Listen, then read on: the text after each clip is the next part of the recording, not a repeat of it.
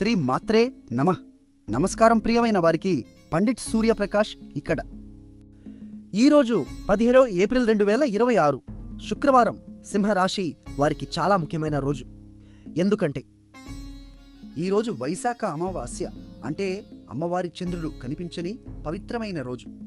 ఈరోజు మీ రాశిలో, అంటే మీ మొదటి భావంలో కేతువు అనే ఛాయాగ్రహం ఉన్నాడు. కేతువు ఆధ్యాత్మిక పరిణామానికి ప్రతీక. అమావాస్య రోజున కేతువు మీ లగ్నంలో ఉండటం వల్ల మీ అంతరంగంలో పెద్ద మార్పు మొదలవుతుంది.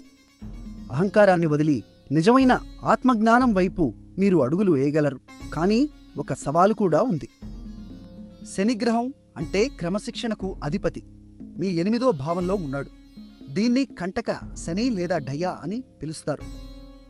ఈ 2.5 సంవత్సరాల కాలంలో ఆరోగ్యం, ఆర్థిక విషయాలలో జాగ్రత్తగా ఉండాలి. అనవసరమైన రిస్కులు తీసుకోకండి, కానీ భయపడకండి.